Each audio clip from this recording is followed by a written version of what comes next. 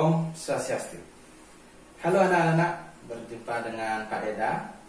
Kali ini kita akan belajar fisika pada topik pertama, yaitu hakikat ilmu fisika. Nah, sebelum masuk ke materi, perhatikanlah cuplikan tayangan video berikut. Indahnya pemandangan laut membuat kita semakin bersyukur ya atas karunia Tuhan. Mengamati langitnya biru, berlalunya kapal dan pesawat terbang, ditemani merdunya suara burung dan udara sejuk, membuat kita bahagia. Tahukah kalian bahwa di balik keindahan yang kita rasakan ini ada hukum yang mengatur, yaitu hukum fisika. Apa itu fisika? Inilah yang menjadi tujuan utama pembelajaran kita hari ini.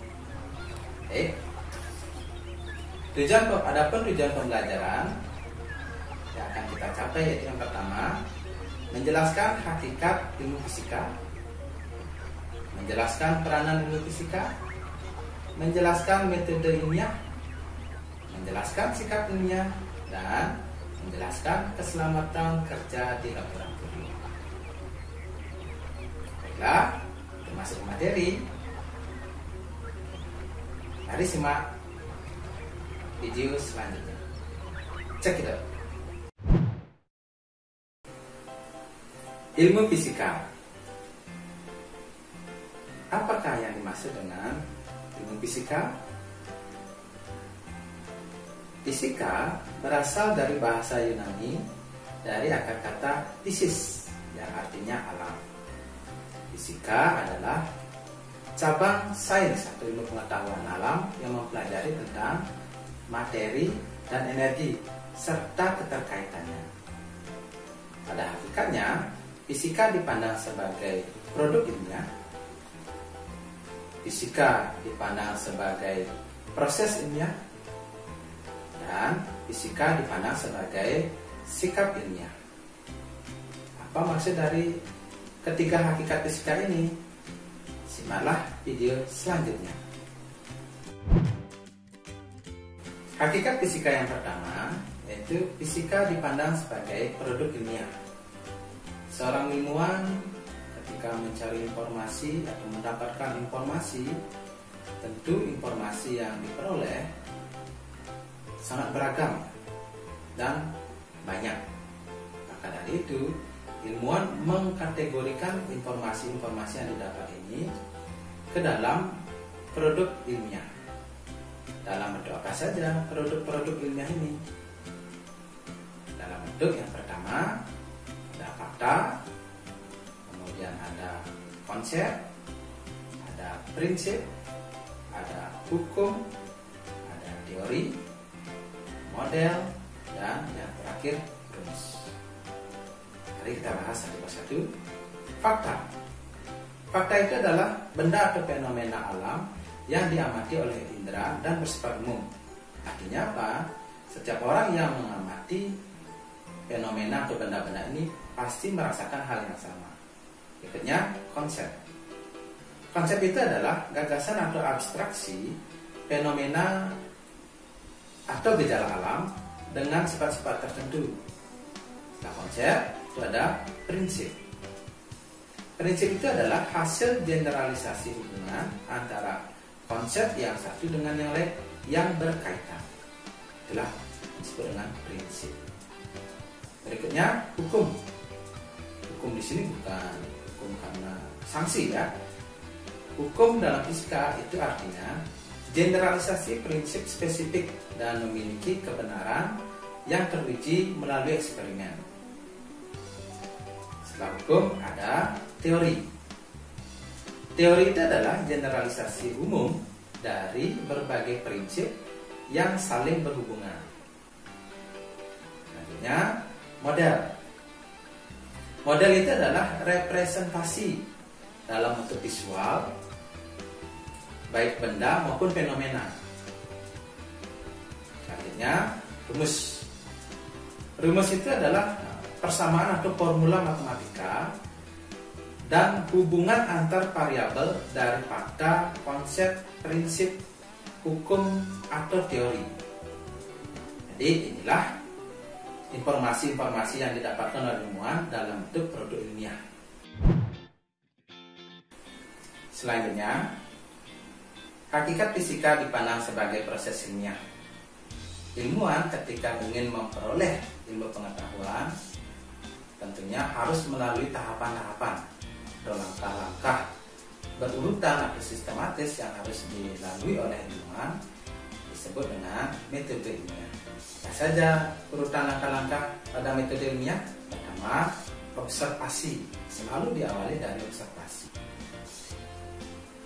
Setelah melakukan observasi, kalau ada sesuatu yang tidak bisa dijelaskan, maka seorang ilmuwan itu bertanya ya, untuk merumuskan masalah. Setelah bertanya, seorang ilmuwan dapat menduga hasilnya. Menduga sementara dan disebut dengan mengajukan hipotesis. Nah, inilah dua jenis hipotesis. Kemudian setelah kita menduga, kita uji, kita cari jawabannya dengan melakukan eksperimen. Nah, setelah kita melakukan eksperimen, tentunya kita mendapat data. Kita apakan data ini? Dan tentu kita analisis. Setelah menganalisis dari apa yang kita olah, barulah bisa kita simpulkan atau generalisasi. Nah, publikasi ilmiah ini dapat berupa seminar, hasil penelitian, ataupun jurnal ilmiah. Selanjutnya, hakikat fisika dipandang sebagai sikap ilmiah. Tentunya ilmuwan dalam melakukan proses ilmiah atau metode ilmiah, dia harus memperhatikan sikap-sikapnya. Ini penting ya dimiliki oleh ilmuwan. Nah, hakikat fisika yang dipandang sebagai sikap ilmiah.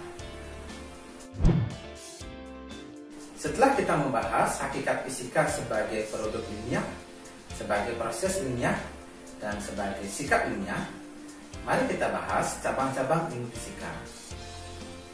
Objek kajian ilmu fisika itu beragam dan banyak. Nah, untuk memudahkan mempelajari, dibuatlah cabang-cabang ilmu. Secara umum, fisika dibagi menjadi dua cabang ilmu, yaitu fisika klasik dan fisika modern. Fisika klasik itu meliputi mekanika, kemudian ada akustika yang mempelajari tentang bumi, kemudian ada termodinamika yang mempelajari suhu dan kalor serta energi yang menyertainya, kemudian ada listrik magnet, kemudian ada cabang ilmu fisika optika, jadi yang mempelajari tentang cahaya. Kemudian cabang ilmu fisika modern diantaranya ada fisika suhu rendah yang mempelajari sifat-sifat zat yang dalam keadaan suhu 0 Kelvin. Kemudian ada fisika kuantum, kemudian ada fisika zat padat, kemudian ada fisika zat terkondensasi yang mempelajari zat-zat yang mengalami kondensasi. Kemudian ada fisika relativistik. Ini kalau kita ingat dengan Einstein, berkaitan dengan energi yang dimiliki oleh benda yang bersifat relativistik. Dan fisika inti yang mempelajari tentang inti radioaktif. Terakhir yaitu fisika plasma yang mempelajari tentang sifat-sifat zat plasma. Fisika juga bisa berkolaborasi dengan dunia medis yang melahirkan atau yang menghasilkan ilmu medika fisika. Sebagai seorang ilmuwan harus memperhatikan keselamatan ketika bekerja di laboratorium. Pak Kiri, selamat belajar.